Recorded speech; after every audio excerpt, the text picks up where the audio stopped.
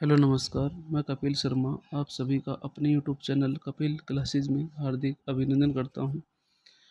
हम मई 2021 को लेकर चल रहे हैं। हमारा लक्ष्य जीआरएफ है। आज का हमारा विषय है मुर्दहिया तुलसीराम की आत्मकथा। ये नेट परीक्षा की दृष्टि से अति महत्वपूर्ण है। चलिए इसी के ऊपर चर्चा करते हैं। आज का हमारा विषय क्या है? मुर्दहिया है, इसकी तुलसी राम की। बात आती है मुर्दहिया।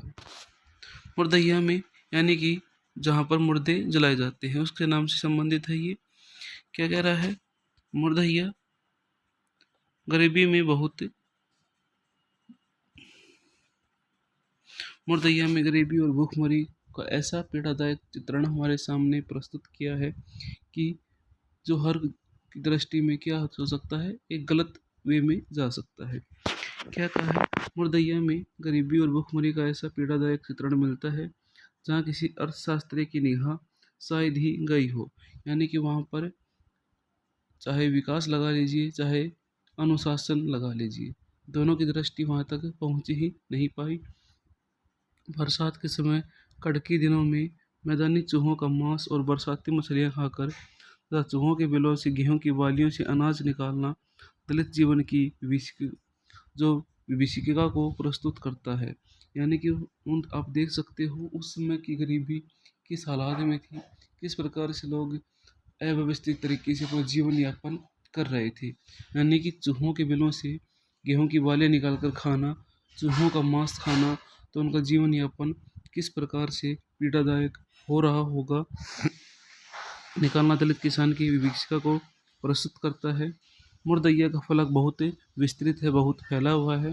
कुछ महत्वपूर्ण बिंदुओं के लेखांकन से मुर्दहिया की जो चित्रण है, रूपरेखा, वो हमारे सामने झलकती है। जैसे कि लेखक की घरेलू पारिवारिक स्थितियों को टूटते बिखरते बालमन की सच्चाई आप यहाँ पर इसमें देखोगे कि लेखक की जो किस प्रकार से हालात होती है, किस प्रकार से उसकी उम्मीदें हैं वो टूटती हैं, वो इसमें आपको साफ झलकती हुई प्रतीत होंगी।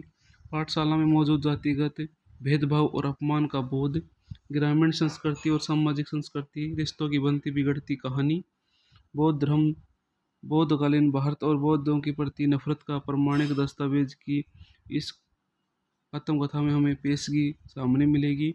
लोक भाषा और लोक कला की अद्भुत प्रस्तुति हमें देखने को मिलती है। स्त्री पुरुष संबंधित नैतिक मूल्यों और सामाजिक मान्यताओं का यथार्थ प्राप्त अंकन मिलेगा। बेगारी प्रथा और दलित चेतना का कर्मिक विकास मिलेगा, किस प्रकार से बेगारी प्रथा चलती है और दलित चेतना का हमें किस प्रकार से विकास होता हुआ दिखेगा, वो हमें इस आत्मकथा के जरिए महसूस होगा। अपमान, अनादर, गिरना, गरीबी और शोषण के बीच प्रेम, सहयोग का संबल आदि, यही व्यापकता इस कृति को अन्य से अलग बनाती है। अब डॉक्टर तुलसीराम खुद लिखते हैं कि मेरे दादा परदादा गांव के ब्राह्मण जमींदारों के खेतों पर बंधुआ मजदूर थे। ये प्रथाएं अभी भी काफ़ी जगहों पर चलती है। जमींदारों ने ही कुछ खेत उन्हें दे दिए था। गांव के अन्य दलित भी उन्हीं जमींदारों के यहाँ हल चलाने का काम करते थे। ये हरवाही पुश्त दर पुश्त चलती आ रही थी। जजमानी प्रथा के भयावह स्वरूप का विस्तृत चित्रण करते हुए डॉक्टर तुलसीराम अकाल के दिनों में अकाल के दिनों में भूखमरी के शिकार वंचित समुदायों की बेबसी को अपने मुर्दहिया के जरिए दर्शाते हैं, दिखाने का प्रयास करते हैं। नाइयों, दोहबियों, मुसहरों और नटों की बदहाली का मार्मिक चित्रण मुर्दहिया में हमें देखने को मिलता है। यह चित्रण सामुदायिक संवेदना का विस्तार है। इस प्रस्तुति से ही मुर्दहिया मात्र एक व्यक्ति, एक जातीय, मात्र एक समूह की गाथा नहीं है, अपितु वेदना का सामुदायिक कारण है। इस आत्मकथा में डॉक्टर तुलसीराम द्वारा लिखित मुर्दहिया आत्मकथा अपशगुन से शुभ शगुन तक के सफर को वर्णित करता है। शिक्षा से कौन सा परिवर्तन हो सकता है, इसका बखान और आदर्श उदाहरण हमारे सामने दिखता है। आत्मकथन तुलसीराम अपने जीवन को भी यहाँ दिखाने का सार्थक प्रयास करते हैं। मुर्दहिया में शिक्षा और शिक्षण तंत्र की जिस विद्रूपता का वर्णन मिलता है, यह प्रगति और सारे दावों को खोखला साबित करता है। अध्यापक मुंशीराम और विशेषकर सूरतलाल द्वारा दलित बच्चों को बात बात पर स्कूल में चमरकट कहकर अपमानित करना बाल मन पर स्थायी चोट करता है। आप देख सकते हो, उस समय अध्यापक भी जातिवादक शब्दों का प्रयोग करना, क्या सही अर्थों में वो अध्यापक थे? ये सोचने का मुद्दा है। क्या हम सोचते हैं? तुलसीराम ने बताया है कि किस प्रकार से सूरतलाल टीचर किस प्रकार से उनके साथ व्यवहार करता था। चमरकट शब्दों का प्रयोग करना, क्या यह शिक्षा की सही अर्थों में शिक्षा कहलाते हैं?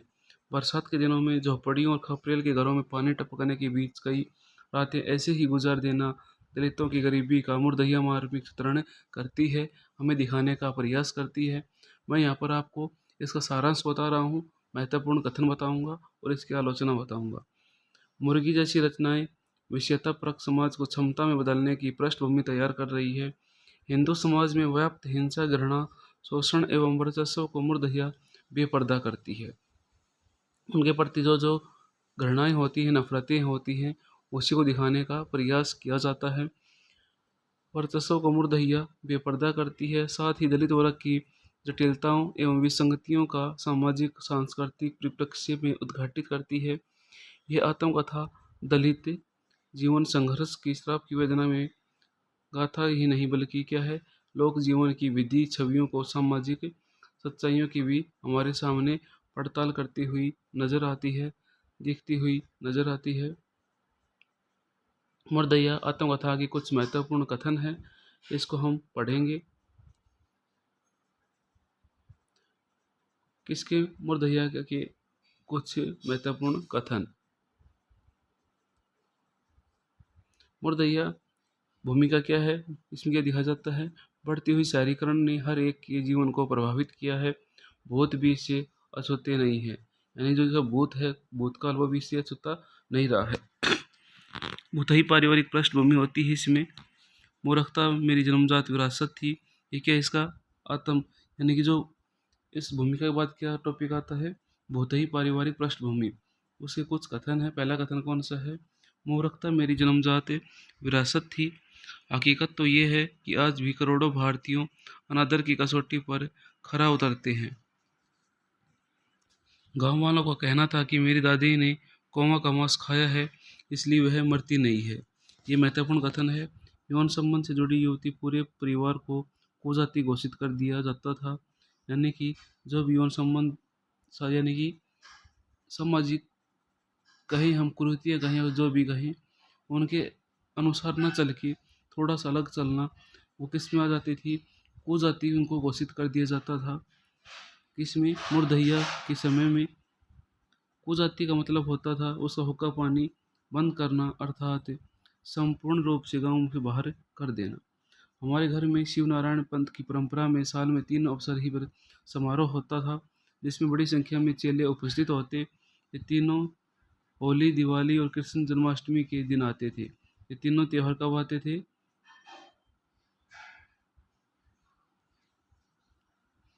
होली, दिवाली, कृष्ण जन्माष्टमी। इन समारोहों को लगाना कहा जाता था। क्या कहा जाता था? लगाना कहा जाता था। मुर्दइया का स्कूली जीवन। अब बात आती है मुर्दइया का अगला टॉपिक क्या है? मुर्दइया का स्कूली जीवन।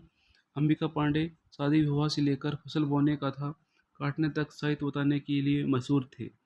उसमें एक अध्यापक बरसात जाने पर एक दिन का जन्मदिन कक्षा 2 में जाने के लिए मुंशी जी ने हर बच्चे से 2 रुपया पास करने के लिए घूस ली थी। यानी कि जो हमारा क्या है, भ्रष्टाचार है, वो भी यहाँ पर साफ झलकता हुआ प्रतीत होता है। यह 2 रुपया मुझे बड़ी मुश्किल से घर से प्राप्त हुआ। यह पसकराई सभी अध्यापक को लेते थे। जो बच्चा नहीं देता उसे फेल कर दिया जाता था, परीक्षा से वंचित कर दिया जाता था।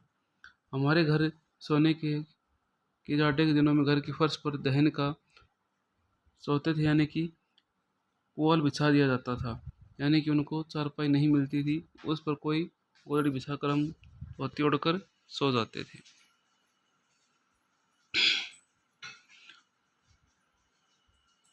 रोज स्कूल जाते हुए ऐसा नज़ारा हमें देखने को मिलता था हम अत्यंत भयभीत कर देता था। उनके बारे में अफवाह फैली हुई थी कि मुर्दा खाने पर ये सियार पागल हो जाते हैं, इसलिए आदमी को दौड़ाकर व काट कर खा जाते हैं। इस डर से कोई उन्हें भगाने नहीं चाहता था और ना कोई उन्हें बची खुची लाशों को फिर से दफनाने ही कोई जाता था। ये क्या थी? जब तुलसीराम स्कूल जाते थे उस अंश से लिए गए हैं। अगला विषय कौन सा है? अकाल में अंधविश्वास। भूमिका के बाद दो टॉपिक आ गए थे, तीसरा टॉपिक कौन सा है? अकाल में अंधविश्वास। इसके कुछ महत्वपूर्ण कथन हैं। मैं गणित के प्रश्नों को सीखने जमीनी पर खपड़े से लिखकर हल कर देता था, फिर उसे छोटे छोटे अक्षरों में पटरी या कापी पर उतार लेता था। तमाम दलित लड़कों को रावण की सेना में विभिन्न राक्षसों की भूमिका दी जाती थी, यानी कि उनको भी वही रोल प्ले करना होता था जो उनके लिए सही नहीं था, यानी कि उनको अच्छा सोचा ही नहीं जाता था, इसलिए उनको वो रोल दिया जाता था। किसका? राक्षस का। किसको? दलित बच्चों को। हम राक्षस बने रामलीला में रोज मरते रहते थे। ये कौन कह रहा है? तुलसीराम खुद स्वयं कह रहे हैं। आज़ादी के बाद स्कूली छात्रों के लिए श्रमदान एक आवश्यक क्रिया होती थी, इसके तहत हम स्कूल पहुंचते ही पूरे स्कूल की सफाई करते, यानी कि उनका वर्ण के आधार पे क्या था? कार्य बांटा हुआ था। मुर्दैया की गीत तथा लोक जीवन। अगला क्या है? सन 1959 की गर्मी लगातार 2 साल से अकाल के कारण निहायती दुर्दिन में बदल चुकी थी। दलित बस्ती में चिट्ठी लिखने वाले के रूप में मेरी मांग बहुत बढ़ गई थी, यानी कि तुलसीराम पढ़े लिखे होते थे। पोखरे की तरफ से आते हुए रामचरण यादव जी मुझे देखकर बोल पड़े, आज तक कोने काम न होए, ई कनवा समहने पड़ी गयल, यानी कि उनको क्या कहा जाता था? कनवा कहा जाता था। इसके बाद उन्होंने रोज आवाज भी पूछा, कहा जाता है ये कनवा, यानी कि अब उनको अपमानित किया जाता था क्योंकि उनकी आंखें खराब हो गई थी बीमारी के कारण, जिसके बाद से उनको हमेशा कनवा के नाम से पुकारा जाता था। किसको? तुलसीराम को। इस कड़ी में बारात प्रस्थान के समय एक खास किस्म का निर्णय किया जाता था जिसे दुक्कड़ कहते थे। अब भूतनिया नागिन। अगला विषय कौन सा है? भूतनिया नागिन है। इसे कुछ महत्वपूर्ण कथन है। इस बीच हमारे घर में एक विचित्र स्थिति पैदा हो गई थी। मेरी माँ बस्ती के किसी भी व्यक्ति से बात करती, पिताजी तुरंत उसे उसके चरित्र पर उंगली उठाना शुरू कर देते थे। ये प्रथाएं कहाँ से आई है? अनपढ़ता से, अशिक्षा से प्रथाएं शुरू हुई है। सन 1981 के हिजड़ों की बात है। पिताजी माँ को मारने के लिए फरहुई लेकर दौड़े। मैं वहीं खड़ा था। मैंने बहुत जोर से पिताजी को एक तमाचा मारा तो उन्हें मुझे उलटकर वैसे ही मारा। उनका तमाचा इतना जोर का था कि मैं कुछ देर के लिए चौंधिया सा गया, किंतु इस घटना का परिणाम ये हुआ कि पिताजी ने माता को दोबारा कभी नहीं मारा, यानी कि वो डरने लग गए। सांस्कृतिक कार्यक्रम में पहली बार फिल्म दिखाई गई जिसका नाम क्या था? चक्रधारी था।